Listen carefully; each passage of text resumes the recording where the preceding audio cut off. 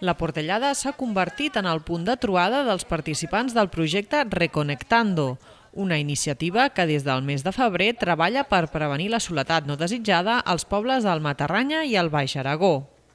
Una quarantena de persones procedents de diferents municipis han compartit una jornada de convivència amb una visita guiada pel poble i activitats i dinàmiques de grup per reforçar els vincles entre els participants. És un dia molt especial perquè precisament és un projecte que busca connectar la gent entre la gent, connectar els pobles i les persones que estan al mig rural perquè tinguin els seus apoyos, tinguin les seues xarxes i la possibilitat de juntar-nos tots és un pas més per aconseguir aquest objectiu.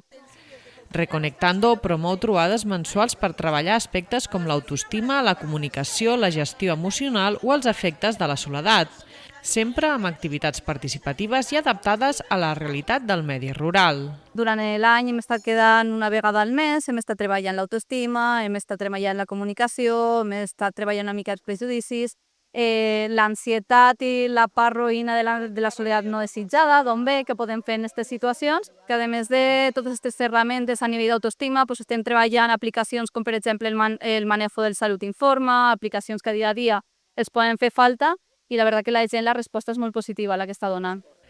L'objectiu d'aquestes trobades és facilitar ferramentes pràctiques per al dia a dia i crear una xarxa de suport entre persones que comparteixen situacions semblants. Tenim un veïnat, per almenys jo, molt majo i ens ho passem bastant bé. I, en fi, jo soc viuda de fa any i mig, però l'he trobat molt en falta. Però, vamos, soc una dona una mica dinàmica i oberta i, la veritat, m'he buscat la vida una mica per distraure'm. Molt bé, tratem a veure si ens trobem soles, de companyia, però ho portem molt bé perquè com que no solen fer així de reunions totes juntes, pues la veritat que se fa el rato curt.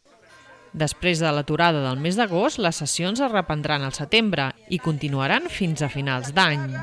ASAPME confia a donar continuïtat al projecte perquè aquesta xarxa de suport que s'ha començat a construir puga consolidar-se en el futur.